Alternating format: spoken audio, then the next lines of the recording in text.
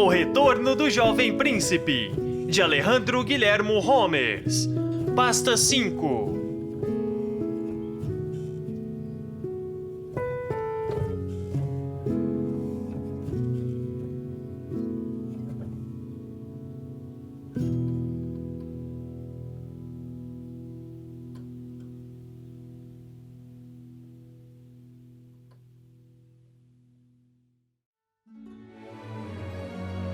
Capítulo 18.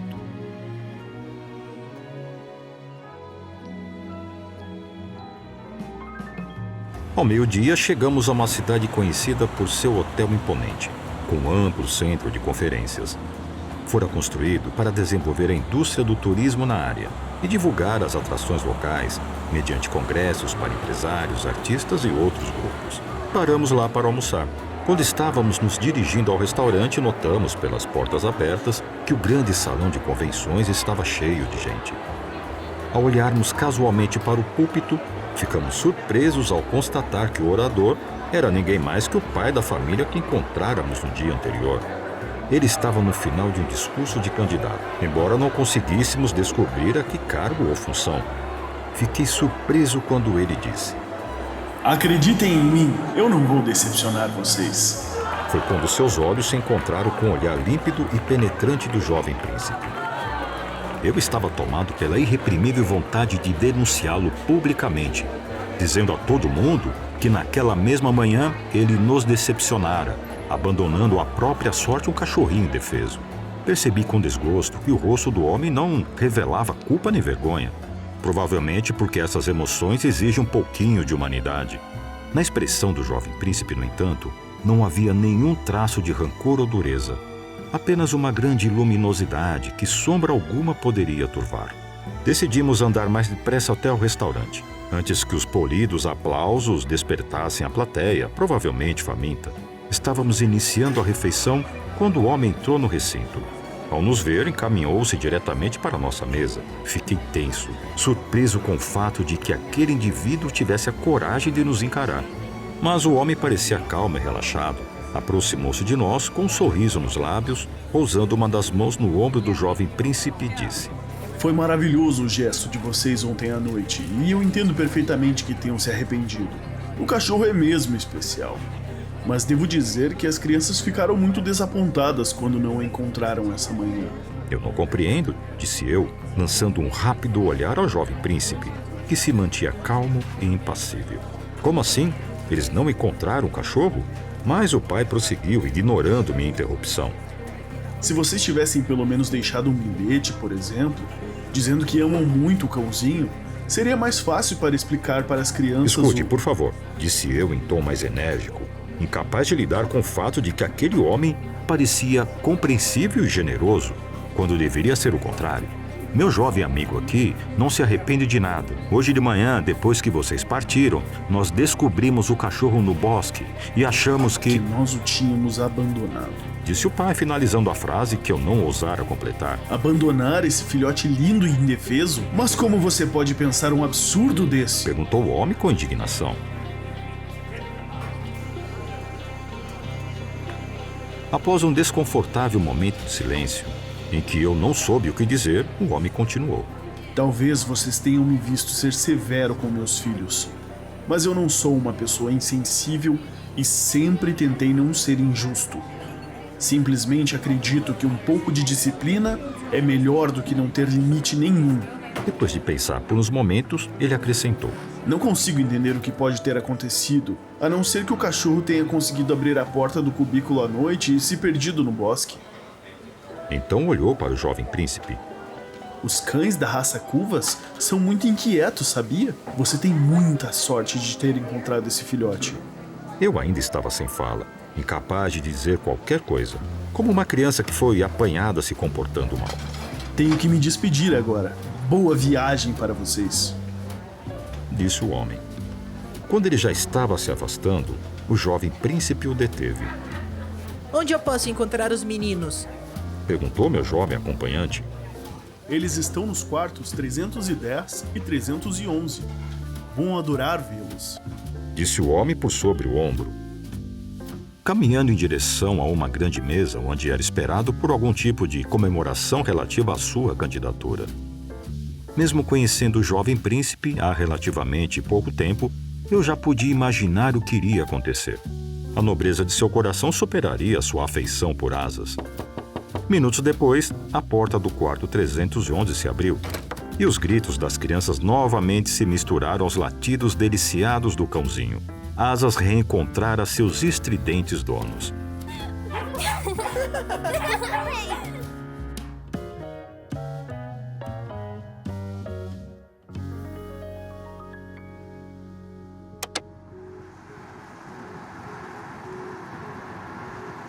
No meio daquela tarde, de volta à estrada, prometi a mim mesmo que, na dúvida, iria pensar o melhor das pessoas, não o pior.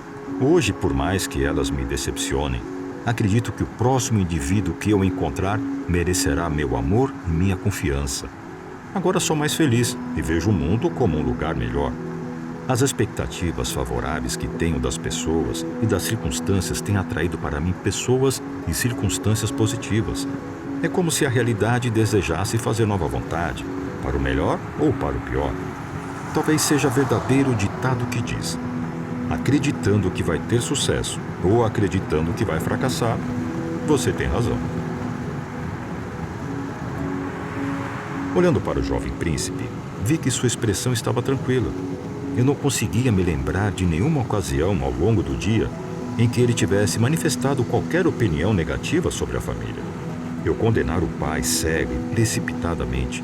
E o que era pior, quando o vira no púlpito, percebera que, apesar de todos os meus comentários sobre perdão, eu não o perdoara. Por um momento, achei que o jovem príncipe suspeitara da verdade desde o início e me deixara pensar de forma errada. Mas bani esse pensamento de minha mente. Neste exato momento, os lábios do jovem príncipe se abriram em um sorriso luminoso e angelical. Logo estávamos de novo na autoestrada, que, serpenteando em meio a um vale, logo nos levaria à cidade onde eu era esperado por um casal de amigos, para ser o padrinho de seu primeiro filho. Durante aquele terceiro dia, o jovem príncipe mal pronunciou uma palavra. Escutava o que eu dizia e mergulhava de novo em seus pensamentos, como se, pressentindo o final de nossa viagem, desejasse absorver toda a minha experiência. Por favor, me fale sobre a felicidade e o amor. Pediu ele subitamente. Que assunto! Disse eu com um suspiro. Eu poderia falar sobre isso com você por mais tempo que Sherazade nas 1001 noites. Eu vou tentar lhe dar uma ideia do que uma vida pode ser com ou sem amor e felicidade, para que você mais tarde encontre o seu próprio caminho. A experiência, comecei, me ensinou que não existe felicidade sem amor. Amor entendido como uma permanente paixão pela vida e um constante encantamento com tudo o que percebemos através de nossos sentimentos, sejam cores, movimentos, sons, aromas ou formas. Você quer dizer, perguntou o jovem príncipe, que devemos colocar o amor em tudo que fazemos? Exatamente, respondi. E fazer isso com paixão, seja no trabalho, na arte, na amizade, no esporte, na filantropia ou no romance. A felicidade, prossegui, é também um equilíbrio que requer a satisfação de uma ampla gama de necessidades humanas, das mais básicas como comida, moradia, proximidade humana e estímulos sociais, até a criatividade, o reconhecimento, a produtividade, a variedade, inclusive outras ainda mais altas, como a necessidade de transcendência, o amor, o altruísmo e o propósito da própria vida. Somente nossa inteligência pode satisfazer essas necessidades de forma harmoniosa, de acordo com quem somos. Como posso saber se fui bem-sucedido? Perguntou o jovem príncipe. A felicidade, te expliquei, não é tanto o objetivo final que alcançamos, como se fosse a estação final de um trem, mas o modo de viajar, ou seja, de viver. Um trem? Começou a dizer o jovem príncipe. Não é um sentimento passivo, continuei, ignorando a interrupção. Ao contrário, a felicidade exige atenção e trabalho diário para ser alcançada e aumentada. Por que você sempre diz primeiro que uma coisa não é? Reclamou o jovem príncipe. Você economizaria metade do tempo se não fizesse isso. E antes que eu pudesse dizer algo a respeito de nossa realidade bipolar, ele insistiu. O que é um trem? Um grupo de vagões puxado por uma locomotiva corre em 2 trilhos que geralmente chamamos de ferrovia. Respondi sucintamente, tentando não dizer o que o trem não era. Ah, se é difícil sair de uma autoestrada, Observou o jovem príncipe. deve ser quase impossível sair de uma ferrovia. Meu silêncio confirmou sua intuição. Parece haver muita pouca liberdade neste planeta. Concluiu ele. Parecia inútil iniciar uma discussão sobre a questão do livre-arbítrio, portanto retornei ao assunto anterior. Viver feliz requer uma defesa da liberdade, mas também da vida, da ética, da autoestima, da lealdade e da paz. Isso é dever de todo ser humano que queira viver melhor, e também uma atitude honesta com nós mesmos e com as outras pessoas. O que significa viver melhor? Perguntou o jovem príncipe. Viver melhor é exercer a capacidade de viver plenamente, atraindo o que nos enriquece em termos emocionais, materiais e espirituais. Fiz um esforço para me controlar e não explicar que o contrário de viver melhor é sobreviver, o que implica viver com o mínimo possível. Mas me sentia ferido no orgulho e não estava disposto a explicar mais que o necessário, mesmo que isso significasse não me fazer bastante claro. Ah, parece que nós precisamos de um monte de coisas para sermos felizes. Disse o jovem príncipe. Na verdade, não precisamos. Contrapus rapidamente. A felicidade é oriunda do ser e não do ter. De apreciarmos o que já possuímos, não de tentarmos conseguir o que não temos. Muitas vezes, o que não temos pode ser uma fonte de felicidade, pois permite que outros indivíduos complementem nossas posses. Se fôssemos tão perfeitos a ponto de ter tudo, como poderíamos nos relacionar com os outros? Alguém disse uma vez que não é nossa força que nos aquece durante a noite. É nossa ternura que faz com que outras pessoas queiram nos proteger. Depois de alguns momentos em silêncio, vendo que meu jovem amigo estava ouvindo atentamente, prossegui. No que diz respeito ao amor, acho que a maior verdade já dita sobre ele é que aprendemos a amar amando. Todos nós temos uma grande capacidade para dar amor. Até com um pequeno gesto ou um sorriso, que gratificam tanto a pessoa que dá quanto a que recebe. Acho que este planeta seria muito mais agradável se seus habitantes se cumprimentassem com um sorriso quando se encontrassem. Disse o jovem príncipe. O verdadeiro amor, continuei, se concentra no que é bom para outra pessoa, esquecendo o que é bom para nós. Para esse amor que aceita tudo e perdoa tudo, nada é impossível. Se tratarmos os outros pelo que são, eles continuarão do mesmo jeito. Mas se tratarmos os outros pelo que poderiam ser, eles alcançarão a verdadeira plenitude. Esse é o amor altruísta, que torna tudo melhor em seu caminho e não deixa nada nem ninguém diferente a ele. Mas mesmo com um grande amor, nós não podemos resolver tudo. Disse o jovem príncipe, talvez com saudade de sua flor ou do asteroide perdido no espaço, com 2 vulcões a ponto de explodir. Mas você sempre pode fazer algo, não se esqueça disso, respondi. Amar é não desistir de fazer essa coisa. Se tudo que tem é o amor, você irá descobrir que o amor é suficiente. Ah, deve ser muito triste não ser amado. Observou o jovem príncipe. Mais triste ainda é não ser capaz de amar. Disse eu e complementei. Existem aqueles que concebem o mal como uma força poderosa oposta ao amor. Eu acho que nossa maior tragédia acontece quando deixamos de amar. A falta de amor. Isso é que é o inferno. O que acontece quando você comete um erro e fracassa em seu amor? Eu não vejo os erros como fracassos, pois nós podemos aprender com eles. O único fracasso é não tentar outra vez, e mais outra, de formas novas e inventivas. Se você simplesmente repetir o que fez antes, vai obter sempre o mesmo resultado. Portanto, você nunca fracassa no amor. O único fracasso é não amar. Como posso saber quem merece minha ajuda e meu amor? É comum nós ajudarmos apenas aqueles que merecem nossa ajuda. Isso está errado, pois nossa tarefa não é julgar méritos, uma coisa diferente de fazer, mas apenas amar. Assim como acontece com perdão, aquele que mais ama é quem se torna mais rico. Afinal, se Deus ama todos os seres humanos de forma igual, por que iríamos excluir alguns e preferir outros?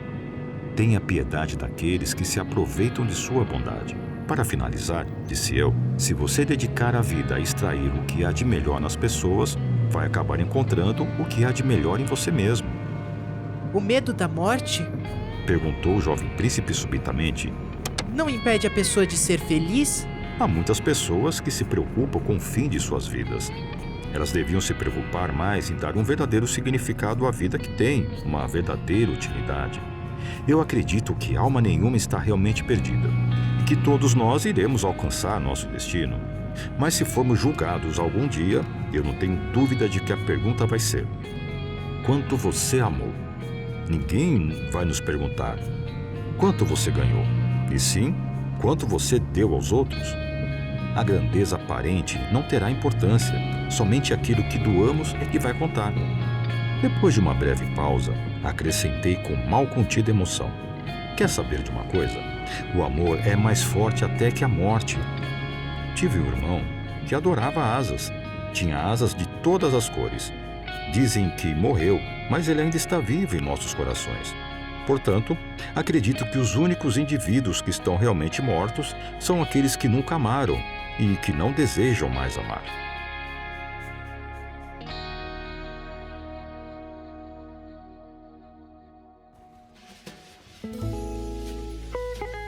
Capítulo 19.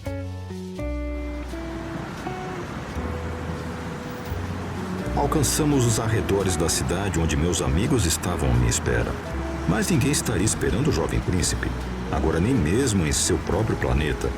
O pensamento me entristeceu. Convidei-o então a me acompanhar. A vida tem sido generosa comigo, disse eu, e eu gostaria de ajudá-lo enquanto você precisar. Obrigado. Disse ele.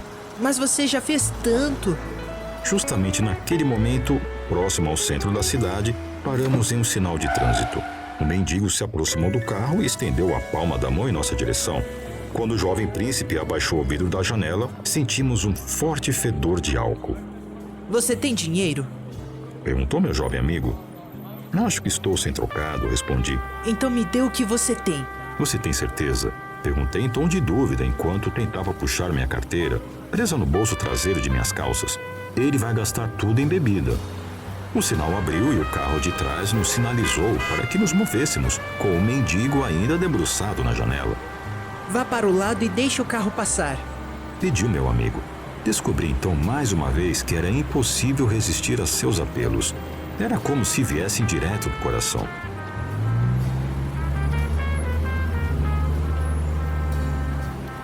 Ainda há pouco você me disse que devemos doar sem olhar a quem. Bem, eis um homem pedindo ajuda. Eu não creio que neste caso o dinheiro resolverá os problemas dele, disse eu, embora geralmente eu tente ajudar sem pensar no assunto. Talvez o vinho sirva para diminuí-los. Disse o jovem príncipe. A não ser que você queira ouvir a história dele. Só assim vai saber como realmente pode ajudar. Sabe de uma coisa? Disse ele subitamente, como se iluminado por um novo pensamento. Acho que é uma ótima ideia. Vou passar a noite aqui. Talvez eu possa fazer alguma coisa por ele. Se não puder, um pouco de atenção e companhia não farão mal nenhum. Mas você não pode simplesmente ficar aqui na calçada, sem saber quem é esse homem. Não se esqueça de que 3 dias atrás, eu também estava à beira de uma estrada e você me ajudou. O jovem príncipe interrompeu minhas objeções. Qual é a diferença? Nossa aparência? Você também disse que não devemos nos guiar pelas aparências. Você faz sua boa ação, deixe que eu faça a minha. Vá se encontrar com seus amigos que querem sua companhia. Eu posso ser mais útil aqui. Como se o pensamento tivesse acabado de lhe ocorrer, ele acrescentou. Volte amanhã ao nascer do dia. Eu gostaria de dizer adeus. Com essas palavras, fechou a porta do carro e foi sentar ao lado do mendigo. Como eu hesitava em me afastar, resistindo à ideia de deixá-lo ali, ele gesticulou para que eu partisse. Eu não consegui parar de pensar no jovem príncipe, nem nas circunstâncias em que nos separáramos. A possibilidade de que ele pudesse entabular uma conversa significativa com o mendigo era remota, pois quando alguém escolhe o caminho da autodestruição, é muito difícil fazer com que retroceda. Era possível até que o homem reagisse com violência a qualquer tentativa de ajuda. Mas aquele jovem de coração puro e sorriso transparente poderia conseguir o impossível, se é que havia alguma coisa impossível para ele. No entanto, sentado à esquina com o boné virado ao contrário, ele parecia mais um adolescente sem teto.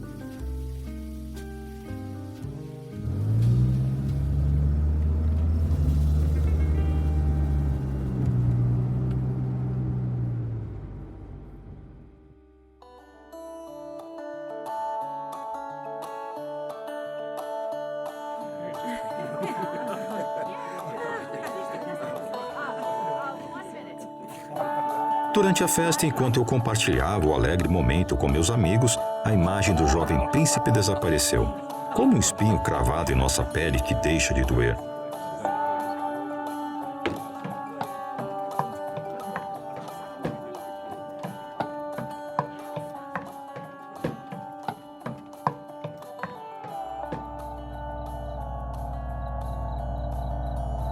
Quando fui dormir, porém, não pude deixar de comparar minha cama quente e macia com a calçada fria e dura. Por alguns instantes, estive tentado a ir buscá-la. Cheguei a deixar o quarto. Mas algo me recomendou que não o desobedecesse. Abri a janela. Era uma agradável noite de primavera, embora a brisa estivesse um tanto fria. A estrela da manhã estava quase tão brilhante quanto a lua. Uma vez mais me maravilhei com o céu estrelado da Patagônia, que nunca deixa de deslumbrar mesmo os que sempre o contemplam.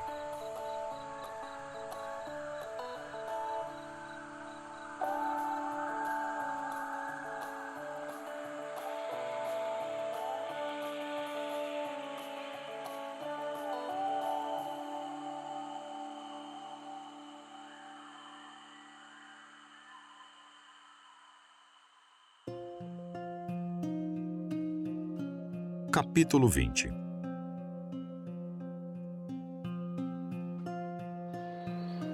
Como eu deixara a janela aberta, para me sentir mais próximo do meu jovem amigo, acordei com as primeiras luzes da manhã. Vesti-me rapidamente e, sem tomar o café da manhã, dirigi até o lugar onde havíamos nos separado. O desconforto que eu sentia na boca do estômago desapareceu quando eu vi tagarelando com o mendigo, como se fossem velhos amigos. Olá! Disse o jovem príncipe, adiantando-se para me receber, bem disposto, como se tivesse dormido sobre um colchão de pétalas de rosa. Olá, respondi. Um tanto curioso, perguntei. Me diga, qual é a história dele? Ele é uma boa pessoa. Se formou em uma universidade e tinha uma posição econômica. Durante o check-up de rotina, foi diagnosticado com uma doença terminal. Só tinha 2 ou 3 meses de vida. Ele saiu do consultório em completo desespero e, para poupar a família de sofrimentos, resolveu dar fim à própria vida. Felizmente não teve coragem, ou melhor, a covardia de fazer isso. Acabou tomando o primeiro trem que encontrou e veio parar neste lugar, onde desistiu de tudo. Um sorriso surgiu no rosto do jovem príncipe quando ele percebeu meu assombro. Uma prova de que eu, mais uma vez, avaliara mal uma pessoa e uma situação. Mas ele continuou a história sem mencionar que notara mais uma falha de julgamento minha. Levei a noite inteira para convencê-lo de que ele deveria voltar para casa e deixar que seus familiares o cerquem de carinho, talvez retribuindo um pouco do que receberam. O amor, mesmo que não seja eterno, pode ser infinito enquanto dura. De fato, disse eu, comovido com a história. Já ouvi muitas vezes que os últimos momentos da vida podem ser mais intensos que todos os anos anteriores. Acho que o tempo não é necessariamente linear.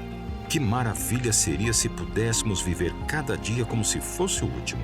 Quantas coisas iríamos fazer e quantas iríamos nos recusar a fazer. E também estou convencido de que a morte só vem até nós depois que aprendemos tudo o que viemos ao mundo para aprender. Finalmente perguntei ao meu amigo: o que você vai fazer agora? Vou acompanhá-lo até sua casa e ficarei com ele e sua família, enquanto precisarem de mim. De qualquer maneira, a gente nunca pode descartar a possibilidade de um milagre. Disse ele sorrindo, e acrescentou com uma piscadela: Às vezes os diagnósticos estão errados. Com essas palavras, ele me abraçou. Senti uma corrente elétrica percorrer o meu corpo, como se cada artéria, cada nervo, cada célula tivessem sido carregados com uma nova energia. Por um instante tive a sensação de estar suspenso no espaço. Depois, ainda um tanto abalado, dei também uma piscadela e disse: é verdade. Nunca devemos descartar a possibilidade de um milagre. O mendigo parecia cheio de uma nova vitalidade. Seu rosto, antes sombrio e macilento, adquirira uma expressão angelical e visionária. Enquanto ambos se afastavam, tive a impressão de que transportava uma nova luz pelas ruas da cidade ainda adormecida. De súbito comecei a ver tudo de forma diferente. Senti que fora o jovem príncipe quem me guiara com suas perguntas, das quais já sabia as respostas. Era eu quem deveria tentar não ser massacrado por meus problemas. Era eu quem deveria não me tornar um fantasma ou uma pessoa séria. Era eu quem deveria sentir mais afeição por um animal que por uma máquina. Eu quem deveria viver no presente, deixando de me agarrar ao passado e ao futuro. Eu quem deveria me esquecer de ter e me concentrar em ser. Quem deveria deixar de me emaranhar nos meios para me concentrar nos fins. Quem deveria crescer no amor para ser feliz. O jovem príncipe me permitira descobrir o melhor que havia nele apenas para que eu pudesse descobrir o melhor que havia em mim. Foi um milagre que em 3 dias transformou-me dos pés à cabeça. Um desses prodígios colossais que ocorrem sem que ninguém os note, pois os milagres do amor são imensos e simples assim. Lágrimas de alegria turvavam minha visão. Era a minha hora de dizer obrigado. Embora ele estivesse distante demais para me escutar. Mesmo assim, naquele exato momento, ele se virou e sorriu para mim. Mesmo àquela distância, fui ofuscado por sua luz branca. Percebi então que todo o universo sorria com ele.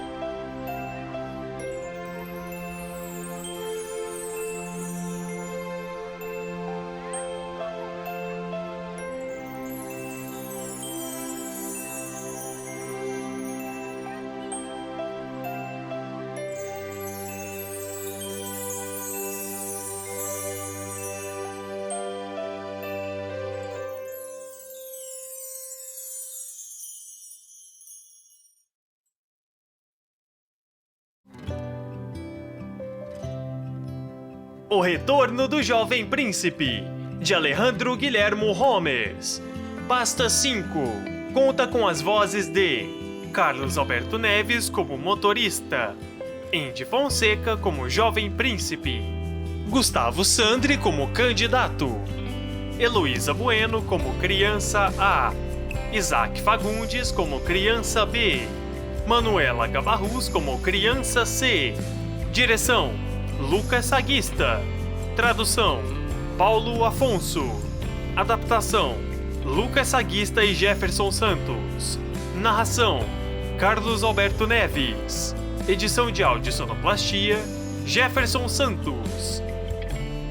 Revisão técnica: Andy Fonseca, Rogério Batista, MDM Ryzen e Natan Prado. Arte: Tete. Encerramento: Paulo Biasa. Essa é uma produção do Quartel Canvete Studios.